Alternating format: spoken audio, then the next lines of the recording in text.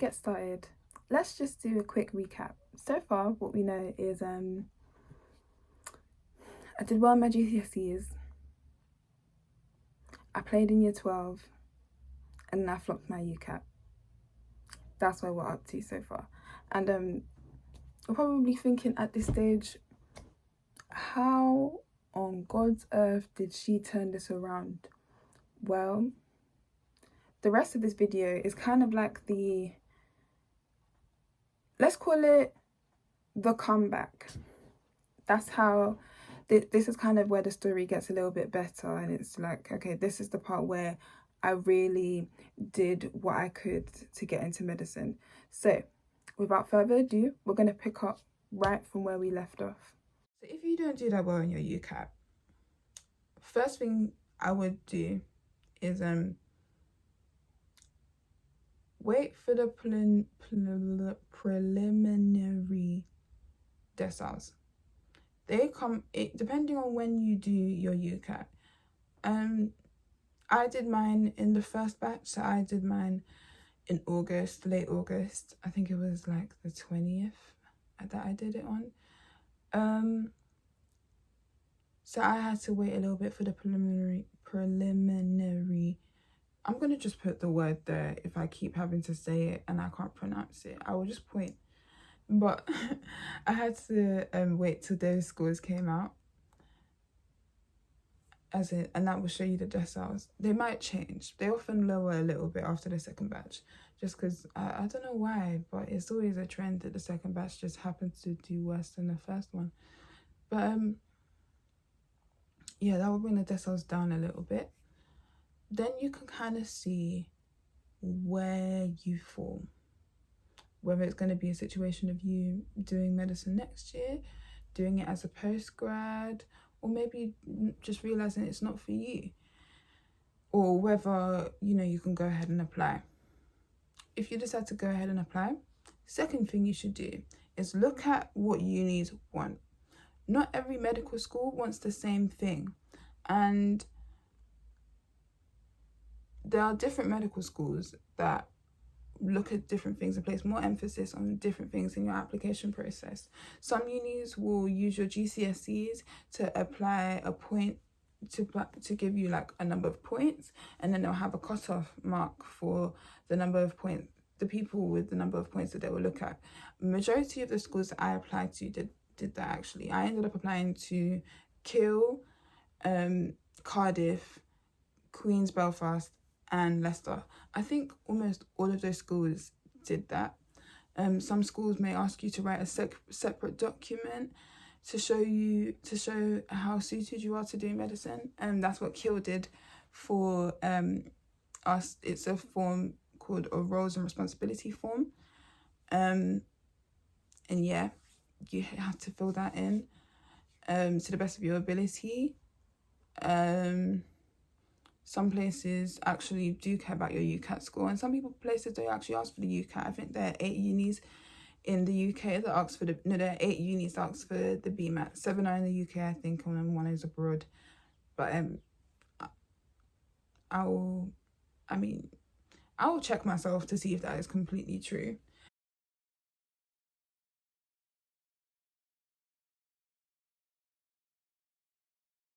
But yeah, some unis ask for different things, and if you see the requirements and you feel that, oh, you know what, I can probably do well with that, do it. Make the best out of every situation that you are given. That's the only thing you can do. I ended up applying to places where they didn't really care about the UCAT too much. They did, but they put more emphasis on your GCSEs and your personal statement and your interviews, which then through UCAS, I ended up applying to those unis. And one thing that I would say is, some people say in medicine that your personal statement is not important. it's not going to be the most important thing in your application process, but don't underestimate how important your personal statement could be. You never know if when after interviews you end up getting like the same interview score as somebody else, you got the same GCSEs, you take the same A-level options. The only things to compare between you two are your personal statements. So make sure you write a good one. Most schools have a support system in place to help them with their personal statements. But if not, the Medic portal, I know they have a forum in which you can send your personal statement and they will help you. There are personal statement workshops out there. Some are paid for, some are free. You can look on Eventbrite, look on the Medic portal, look on Google, to be honest, or you can even watch YouTube videos from different YouTubers, especially medicine ones,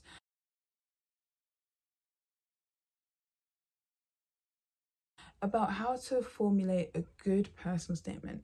And one other thing I would say is don't be afraid to let your friends check your personal statement. Obviously, you can't take advice from all of your friends, but there will be things that literally when we were all getting ready for our UCAS, there were quite a few people who wanted to do like medicine, dentistry, veterinary sciences, biomedicine. Like we all got together and we would read each other's personal statements and be like, that's rubbish, take it out. That doesn't make sense, take it out. That sentence is grammatically incorrect, swap it around, stuff like that. And it was really helpful. Or we'd be like, oh, you could have phrased that better. Or the favorite one was, you're using the word fantastic. Or there was always like a phrase that everyone, oh, interesting, you're using the word interesting too much. That would be stuff like that. And you might not pick up on it when you're writing, but someone else in their own shoes might pick it up. And always, always, always get at least one teacher to check your personal statement before sending it in. Because especially if there is a teacher in your school, if you're lucky enough to be in a school or college where there is at least one teacher that is there to help people that want to do medicine, or even just there to help people who want to do UCAS. I mean, help people who are submitting their personal statements, then you should use that to the best of your ability, because they will be super helpful to you, or at least they should be.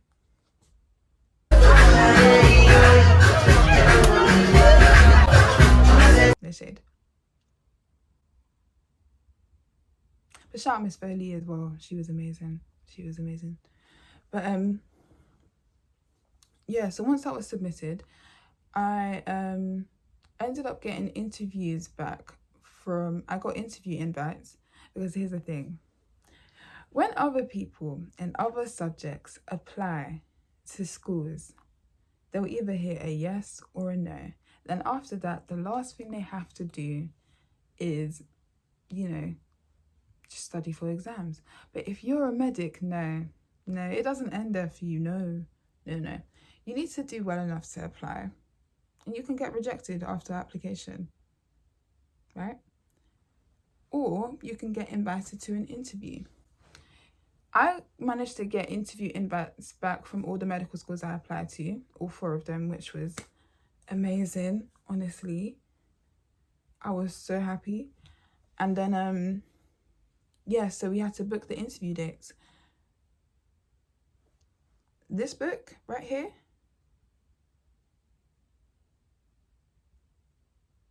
godsend. If you're prepping for interviews, I'm not gonna lie, either get the book or borrow the book. It doesn't have to be a first-hand one. You can get a used one from, actually, to be fair, in this corona climate, maybe getting a used one is a bit, But if you know anybody that did medicine in the year above, or slightly in the year above you, and they haven't given it away to anybody, you can ask for theirs. If there's somebody in your year group who's already finished their interviews before you start them, you can ask if you can borrow it and give it back to them. But that book, honestly, is really, really, really helpful. I'd also say YouTube videos, workshops, or even you can do what I did with some of my friends. So we all went to like different workshops and we would bring information back and help each other to try and get into medicine. Or we would test each other with interviews. But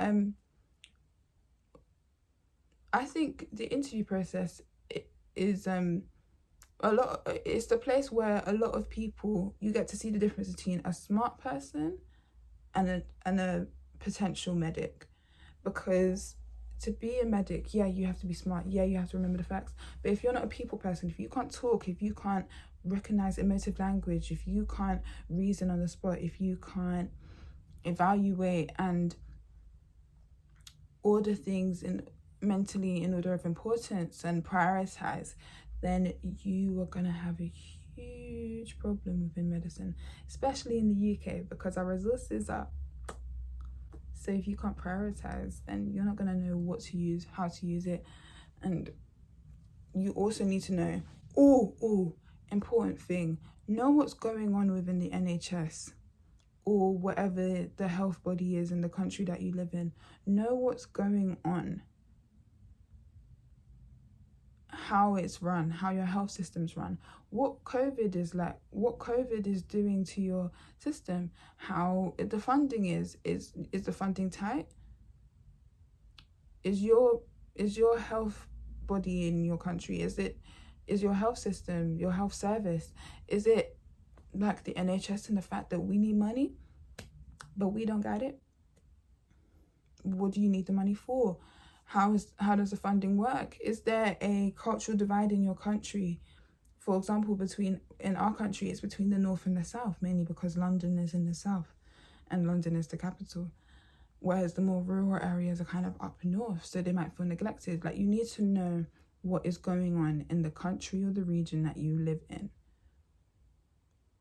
And what you kind of need to have a bit of a back knowledge, but what is happening within medicine right now is so important to know. And that might not even just be something for medicine, that might be something for whatever course you apply to. If you have to do an interview for it, they probably want you to know not everything, but a little bit, at least a little bit, about what is actually going on within the industry that you want to work in today. That being said, one thing that actually happened to me that I don't think it could happen to quite a few people, to be fair, because mocks normally happen around the same time, but I had interviews and mocks at the same time in year 13. By this point, I had started studying properly. I think I had got the hang of what I needed to do. I was beginning to understand chemistry a bit more, because yes, chemistry at A-level also came to conk my head. But yeah, chemistry at A-levels was also still hard. But I think I was beginning to get the hang of it. So I said that time management in medicine is super important. And the fact that I had interviews and mocks at the same time meant that I needed to be on top of it, because you can't not sleep unless you're one of those people that can run on minimal sleep. I'm not. I need at least maybe I'll say 4 hours, because otherwise I will just, I won't function. And you still need to be able to sleep, but you also can't just not study because you're sleeping.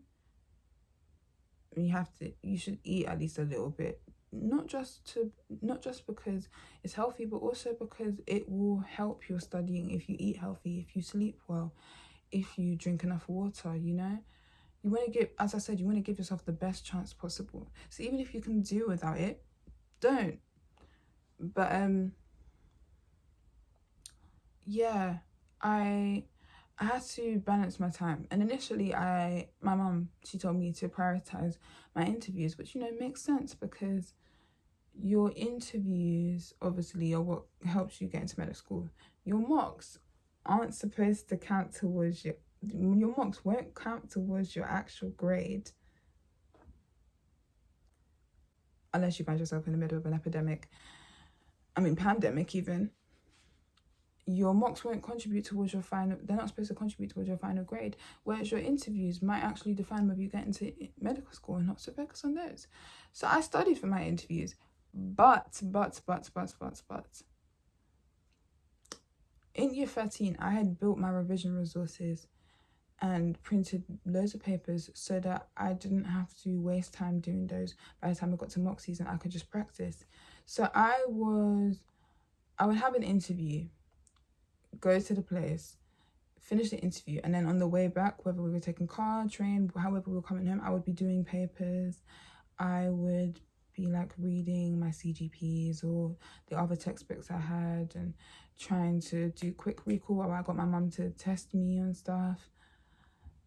And that was kind of how I found a way to manage my time so that I could do both.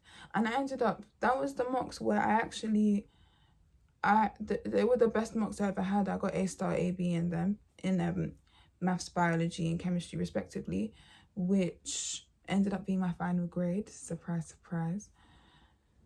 And it was the first time I'd ever touched grades like that in all three of my subjects. Maths has always kind of been a strong point for me, but biology and chemistry, I was slacking. Biology, I was just not doing properly, like I just wasn't focused. But chemistry, I really had struggled with. And so when I finally saw like the product of my hard work, I was really, really happy. And it wasn't just because I was working hard, but it was also because my attitude towards studying changed. After I got interviews, I realized, you know what? When people invite you for interviews in medicine, it's their way of saying that they want you, that they've seen something in your personal statement, they've seen something in your exams that they like. So then even after you get offers after interviews, it's encouraging because that means that they saw you and they thought, we want you to come and study here, which it was an amazing thing to realize. I got rejected from Leicester. Oh my god.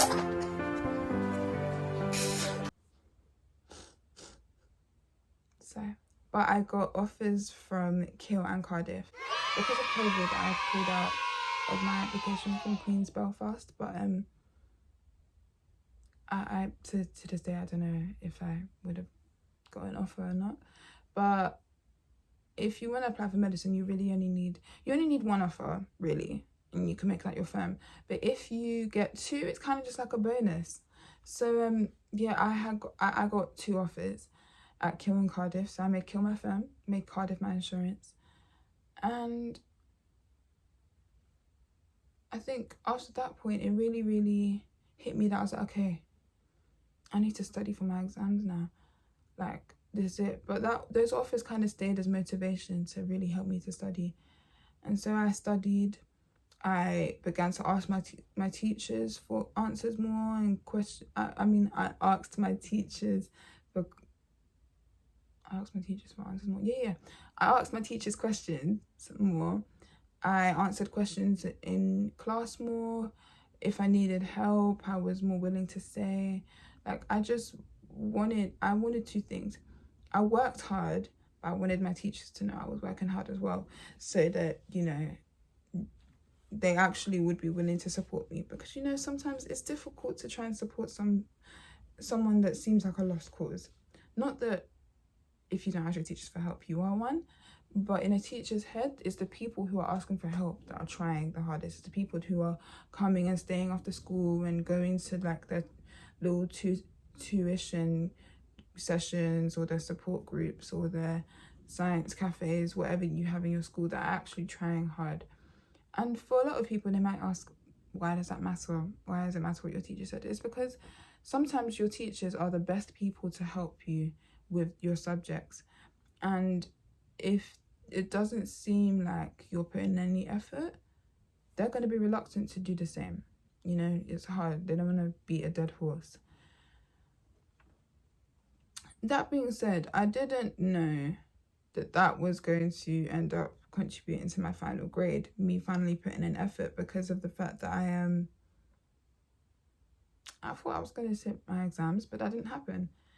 And so the fact that I had finally made like steady progress to the point where I got A star, A, B, and it wasn't like a fluke, because we had like a mini mock just before we broke up, and I basically got the same thing in those. It showed me, but it also showed my teachers how much hard work pays. And I learned that at GCSE, obviously, but I almost like forgot it at A levels again. And I hope that doesn't happen to me in medical school. But if you can learn anything from this video, or if you skip this video, because I'm gonna be real, it's gonna be long. If you can skip this whole video and just learn one thing, it's that things might not always go the way you've planned it, right? Whether it's that you end up applying for medicine with a contextual offer, with a foundation year, or doing a post-grad, or applying to different medical schools, or taking a gap year, or applying to different medical schools to the ones you initially wanted to apply to. Things may not always work out the way you planned, and that's okay, because sometimes they still work out for the best anyway. Like now, I'm really happy with the school I got into, and I really feel like I can do well there.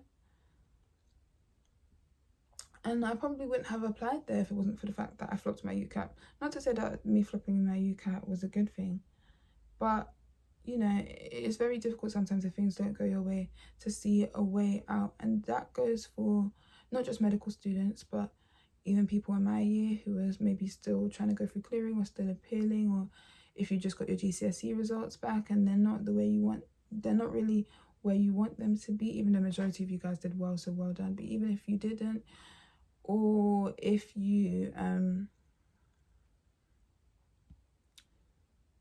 are in year 12 and you're getting ready to apply and you're doing your UCAT practice or your BMAT practice if you're not doing a UCAT, or maybe you are but you want to stay on top of things and it's just not going the way you want to, like Medify,